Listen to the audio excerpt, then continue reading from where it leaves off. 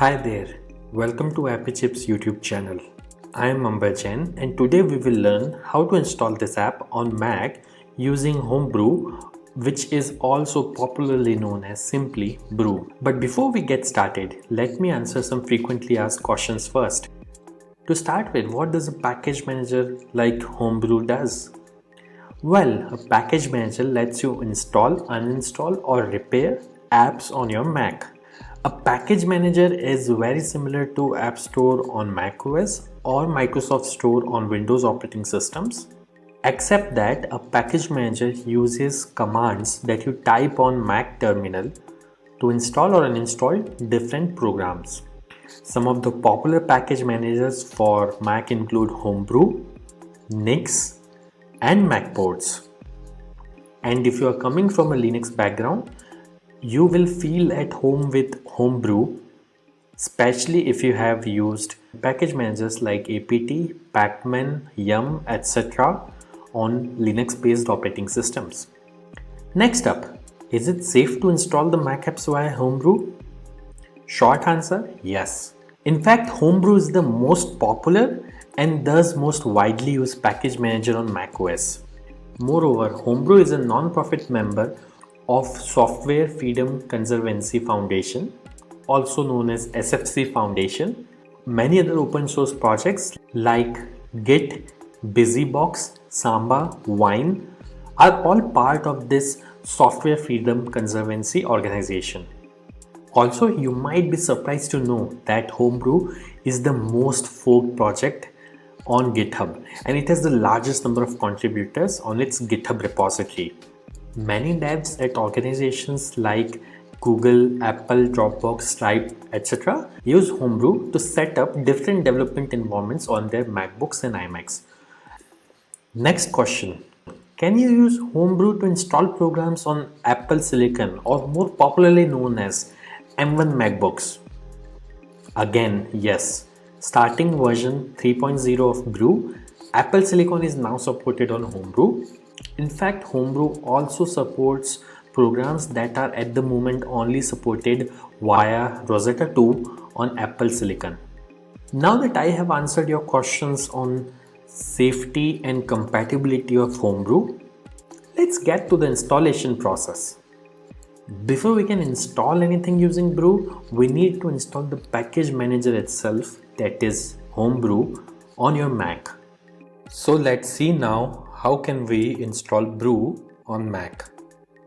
Let me open my Mac here. First, you need to press Command and space on your keyboard. This will open Spotlight Search on your Mac.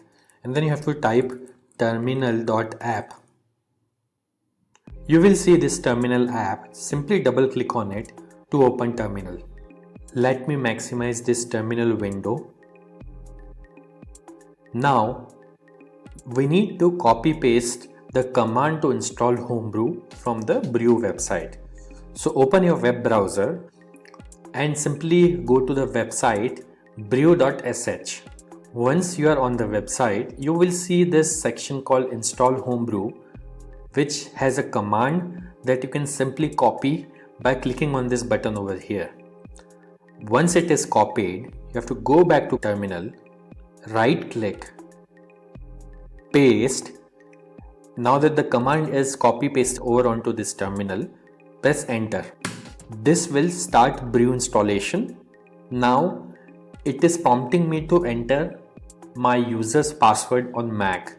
I am going to type the password now, but it won't be visible on your terminal.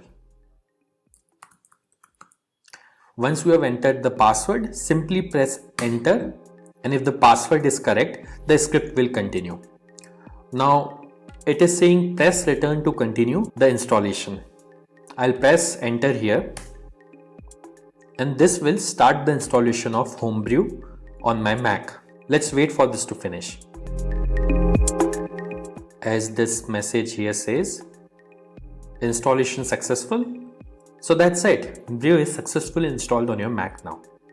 Now before we proceed, I would like to highlight that Brew collects anonymous usage data via Google Analytics. As you can see on this page, if you want to opt out, you can simply run this command brew analytics off and press enter, which simply disables the anonymous usage data collection on your Mac. Now let's update the package database locally by pulling the metadata of the latest packages on a local map from the central Brew repository. This should typically take less than a minute to complete depending on your internet connection speed. To do so, simply type the command brew update and press enter. As you can see, my local Brew database is already up to date because I just installed Brew on my system. Now to install the app, let's run the brew install command. Mind you, if during installation, if you're prompted to enter a password, enter your Mac user's password to continue.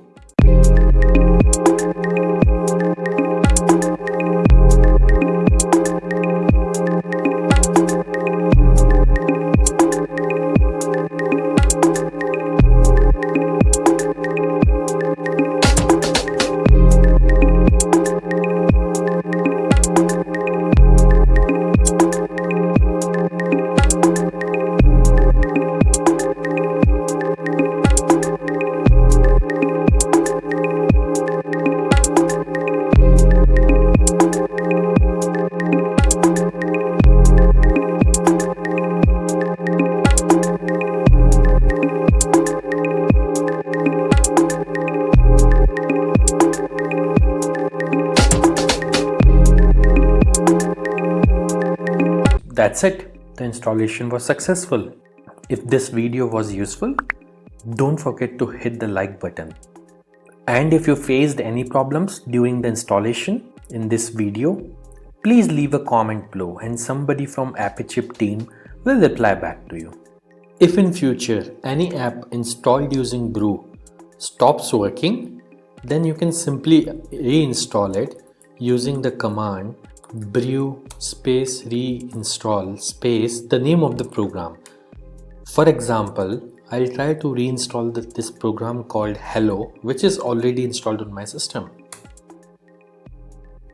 As you can see, it is downloading the program and it says reinstalling Hello, and now Hello is successfully installed. And if you want to uninstall any app installed using Brew, simply run brew space uninstall space the name of the program. In this case, I will try to uninstall the program Hello, which is already installed on my system. As you can see, within a few seconds, it says the program is successfully uninstalled. Also, over time, Brew might end up consuming disk space on your Mac as it keeps installers of the programs that you had installed on your hard disk in a cache directory. So you can use the brew space cleanup command once every 6 to 12 months to free up some space on your Mac.